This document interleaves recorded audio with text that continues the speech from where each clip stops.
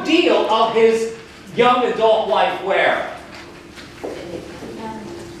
Yeah, at Plato's academy.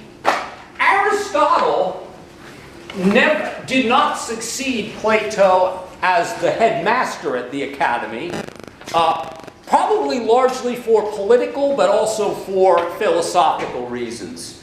Did anyone remember what the text said about Aristotle's not succeeding Plato? He was not like seen as loyal to Athens. Yeah. Yeah, he was not born an Athenian. He actually came from where? What part of northern Greece? He hailed from Macedonia.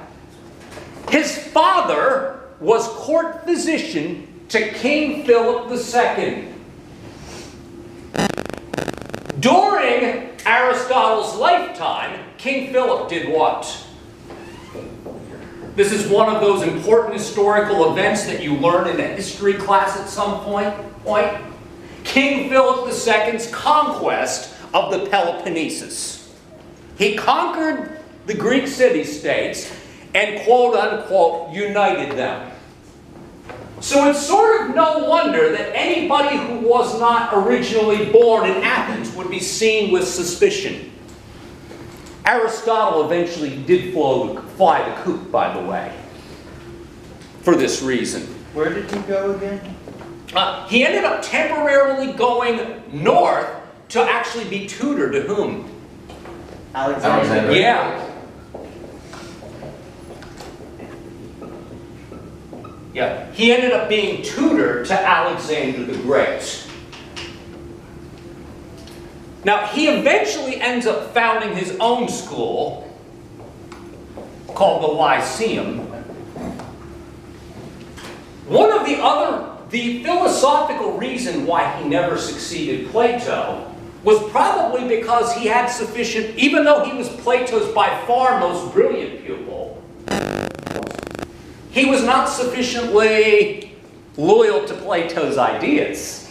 As a matter of fact, on many issues, he sufficiently disagreed with Plato. And this is going to be another reason why he would not succeed Plato. Plato wanted a yes man to succeed him. You shouldn't be surprised about that. For those of you who thought Plato kind of had an authoritarian air to him, shouldn't surprise you at all. Peter. So, across all of the philosophers we've studied, we come across multiple views of enlightenment. Yeah. Do you think that they are all different paths to enlightenment? Or do you think there is one, right path? Is habit and well-balanced the quote-unquote path? Is understanding forms the quote-unquote path? You're asking me a question I don't want to answer. I will answer part of it. I will suggest that most of the world's great wisdom traditions that talk about something called enlightenment will have certain similarities. But they certainly won't have all of the very same, precise language for talking about those things. However, that last part of your question, all of these traditions tend to suggest that the path to enlightenment will also lead one to the viewpoint that a moderate life is the best way of comporting oneself. Even though, unsurprisingly, there will be slightly different nuances to the way moderation is described. But that is what most Enlightenment traditions will have in common. They will counsel a moderate life as the good life. And by the way, a moderate life, if you read Aristotle, who really didn't accept Plato's idea of enlightenment, but he did accept the idea that the moderate life was a good life. Keep in mind, moderation is not the idea of giving up a whole lot of stuff. Moderation is about having everything in its proper balance, if you will. It's about having everything in its proper balance and its proper place. This is why, and in answer to your question, I'm admittedly pushing us a little past where I wanted to be with Aristotle, but I think it's fair to answer this question. Aristotle, on one hand, seems to agree with Socrates about a good life. But he certainly doesn't entirely kick the sophist to the curb either. Because unlike Socrates, who believed that more was less, you'll notice that Aristotle, he liked stuff. He was a fancy dresser. He liked to be stylish. He loved the popular culture of Athens. And as a naturalist, you focused on physical things instead of abstract forms. Yeah, he was not of the mindset that if you want to find the truth, you must look outside of this false world of observables. You must actually observe this world, understand your human nature, and figure out how to best follow it. And this was not part of Mr. Peters' question, but I'm going to add this on. Aristotle was given the moniker the naturalist by the textbook. And the author of the text decided to include what famous painting? It's called the School of Athens. I think it was at Plato's Academy, all of the major philosophers of the Greek times. Yeah, and beyond Plato's Academy. I mean, there's Socrates is in the picture. People who followed Stoicism are in that picture. Now, front and center in the picture are Plato and Aristotle. Plato is pictured pointing upwards. If you want to know the truth, you must appreciate the abstract world of the forms. In other words, you will not get it in the world of observation.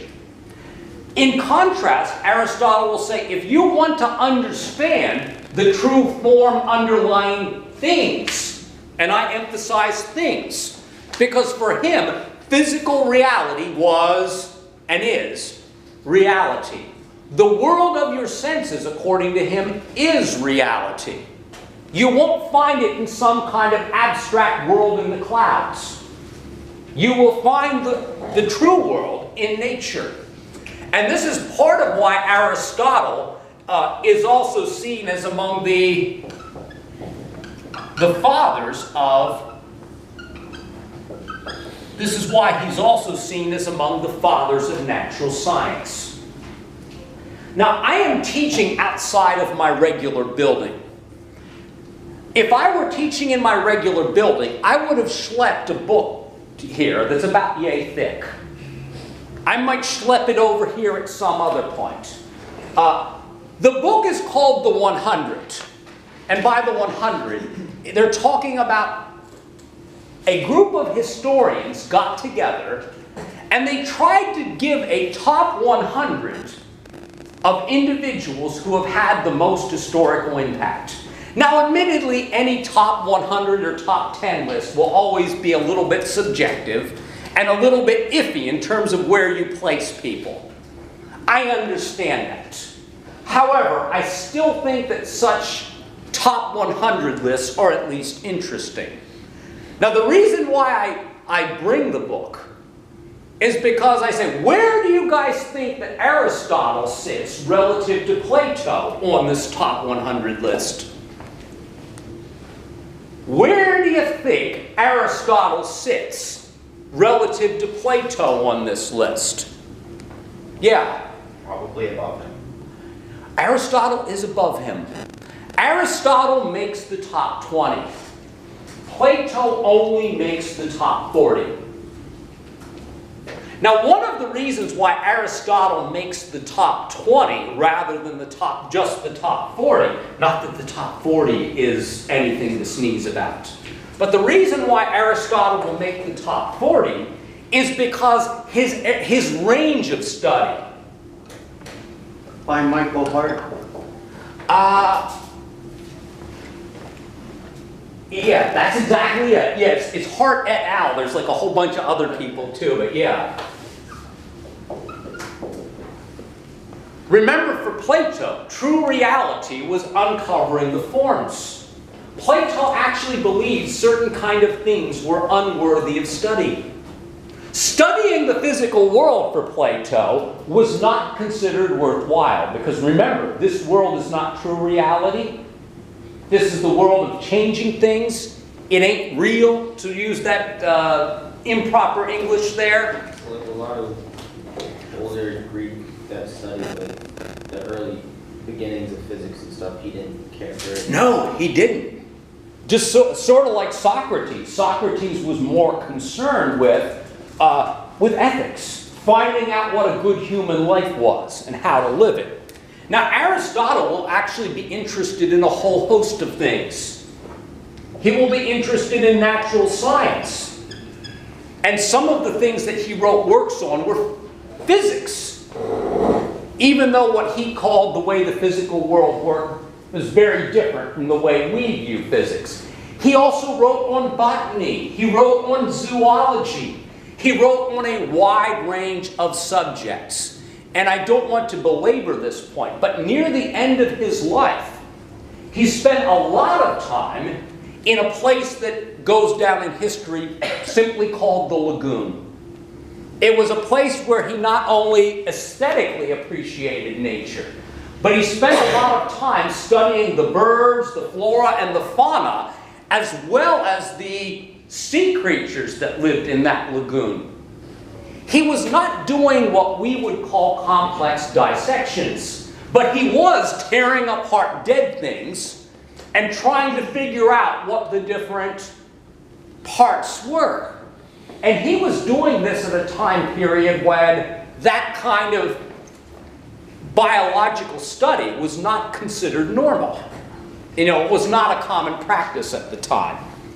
But yeah, he was getting in the muck of things in order to try to figure out what makes things work, what makes things tick. This was not part of the realm of Platonic studies. Aristotle also wrote works on things that Plato would not have considered worthy.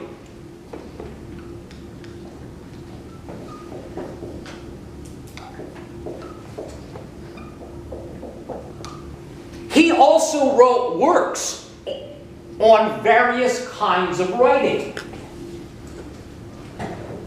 And by the way, Plato was no fan of some of these kinds of popular productions. Because he believed that a lot of the popular art of the day that we actually consider classics today, he believed they actually mired people in this world rather than pointing them towards the true forms. Whereas Aristotle saw value in these things. And he even wanted to codify the principles that make a good work of tragedy a good piece of art. Or what makes a work of comic literature, and by the way, the Greek comedies were done as what? They were plays. Most people couldn't what? Most people couldn't read or write, books were not commonplace, etc., etc. But he wrote works on all of these different things. He will also have a tremendous influence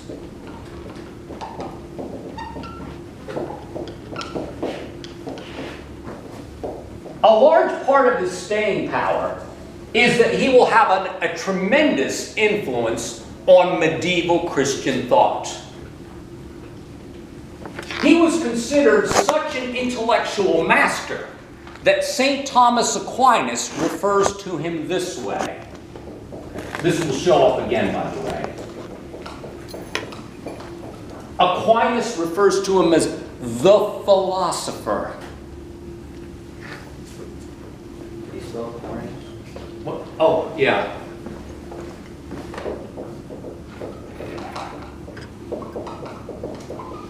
Aquinas was a Catholic, right? He was, yeah, St. Thomas Aquinas. We will be discussing St. Thomas Aquinas in depth in chapter 8. Does he make an argument of why God is real? Yes. Logically not. Yeah, as a matter of fact, Mr. Hunter's referring to what is called St. Thomas's 5 ways. Yeah. Aquinas' 5 ways are 5 different arguments that he argues that when taken together, they constitute a good set of reasons for believing in the Christian God.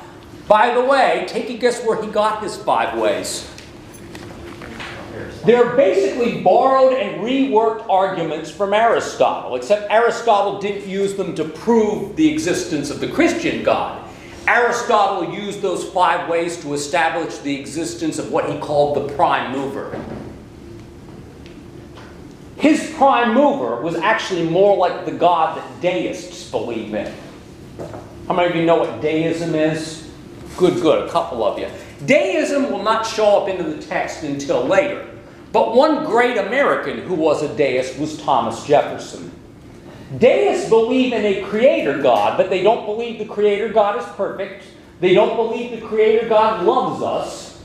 They believe that the creator God set up the universe in a mathematically ordered way and then said hands off. In other words, doesn't interfere with it anymore. Now, for those of you who know anything about history, and if you don't, you'll hear more about this later, it shouldn't surprise you that during the time period of Thomas Jefferson, that a belief in a laissez-faire God, a hands-off God, would be a viewpoint that a lot of people believed, who also held the viewpoint of laissez-faire economics. The economics worked best when the government kept its mitts out of it. When you let the laws of nature play themselves out, and if people who understood the laws of nature would cooperate with them, rather than people who tried to buck them. It does not surprise me that in the same period that thinkers were starting to hypothesize a hands-off laissez-faire God, that many of them also advocated for some version of laissez-faire economics. Doesn't shock me at all. Anywho, just wanted to lay out the fact that Aristotle had a tremendous historical influence here. Now I want to talk a little bit more about his naturalism.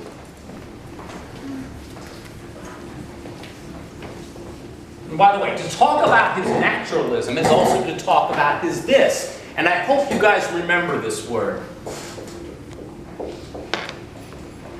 To talk about his naturalism is also to talk about his metaphysics. Metaphysics refers to the theory of what is real. Metaphysics is the area of philosophy concerned with what is real. According to Aristotle, the natural world is reality. And the beauty of Aristotelian metaphysics and epistemology, and admittedly I'm going to pare this down and make it as simple as I can.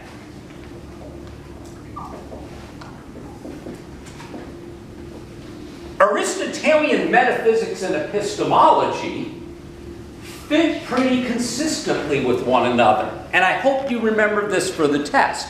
Epistemology is the area of philosophy concerned with, the question, what is knowledge? And how do we come to know that we know? Well, according to Aristotle, the way that we come to know the natural world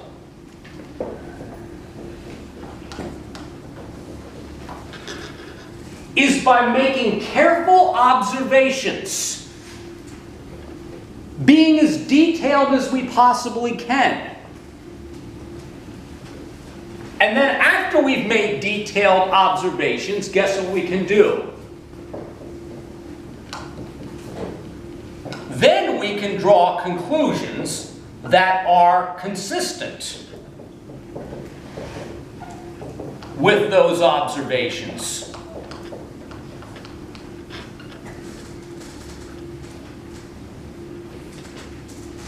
While Aristotle codified deductive reasoning in the body of his works, the way that he believed that we learned about the natural world was essentially this. The way that we learn about how the natural world operates is essentially inductive in nature. Unfortunately, the author of our textbook doesn't talk a lot about this logic stuff. But I think it's important, and everybody should learn about it. To reason inductively, roughly put, begins by making empirical observations.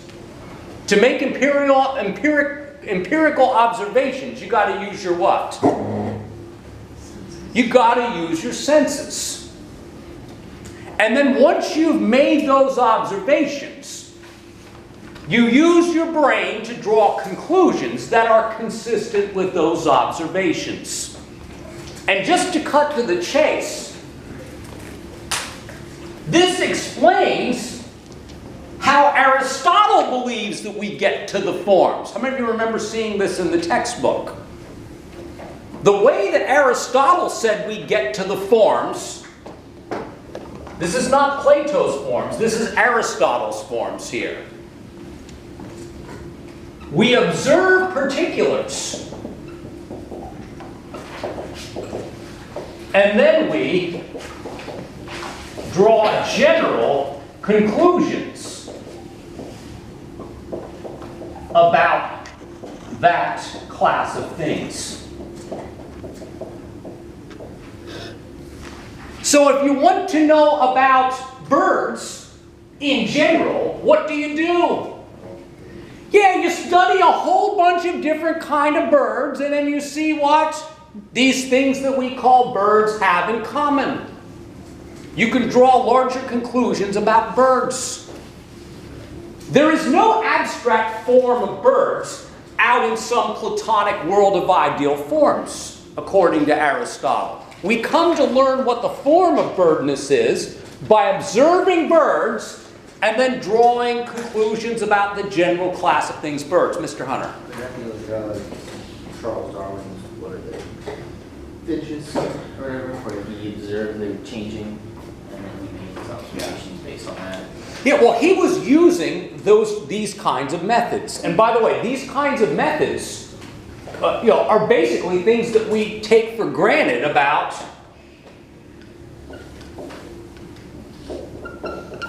This is sort of a method that we take for granted about our so-called empirical sciences. We observe things, we take detailed notes and so forth, and then we use our brains to draw conclusions that are consistent with those observations. That's how we learn about how the world works. I mean, this is the way we do trials, for example. How do we discover that things always drop downward whenever we drop them? Well, you start dropping stuff. And then you draw the conclusion, well, if I drop some kind of mass, something with mass, it's not going to go up. It is always going to go down. And of course, at that point, we would ask what question next? Why does it go down rather than up or out in some other direction? Now you'll notice that Aristotle carries on where our friends the pre-Socratics left off here. Remember, the pre-Socratics wanted to figure out what made nature tick.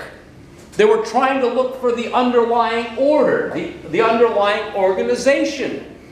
Aristotle also wanted to look and figure out. We're talking about some rudimentary moves into trying to figure out what the laws of nature are. That's a pretty darn serious project, and I think you agree with me. Trying to figure out how nature operates. Now, this is a beautiful segue into something I detail in the notes. It's also in the book. Aristotle argues that all things that exist can be explained in terms of causes. Having a basic understanding of Aristotle's four causes, hint, hint, will show up again. And I just said he explained reality in terms of 4 causes. What were his 4 causes? I'm not going to define them all on the board because they're in my notes, and I'm going to talk through them. Material. We have the material, we got the formal, we've got the efficient, and then we've got our good friend, the final cause. Everything that exists can be explained in terms of these 4 kinds of causes. Now, ladies and gentlemen, this is actually fairly expansive because there's only one kind of cause here on this list that most of us would call synonymous with cause. Does anyone know which one that is? Which one is closest to the way we use the word cause? Any takers? This might be difficult. Pre-lecture, I mean. The efficient cause is the Aristotelian cause, which is most similar to how we use the word cause every day. I'll explain why in a minute. The material cause explains things in terms of what?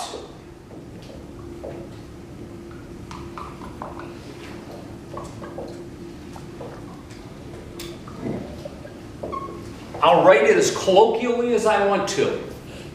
The material cause refers to the physical stuff that the thing is made up of. If it were not for the carbon-based stuff that my biological being is made up of, I wouldn't be. The material stuff that makes me up is part of what explains my being. Just like the plastics and other stuff that go into cell phones are what explain their materiality. Just like the botanist would explain various other carbon-based things that go into leaves and things of this nature. Everything that you can think of has an underlying set of stuff that it's made up of. And if that material stuff didn't exist, you wouldn't have that thing. That should sound very what? I hope that sounds like very basic, very obvious. But sometimes the obvious has to be what? Yeah, sometimes we've got to state the obvious because sometimes we forget about it if we don't state the obvious. Now, the formal cause of something refers to the underlying what? It refers to the underlying structure. This thing that I call myself subscribes to the formal structure that we call human. I subscribe to the human form. Things that subscribe to the human form tend to have more things in common than we do what? Than we do differences. If everything biologically works out properly, our arms are in the same places, our legs are in the same places. Granted, we have different abilities to grow good beards. I'm not a beard grower. I guess testosterone, I don't know what. But you know, adult males are capable of growing beards.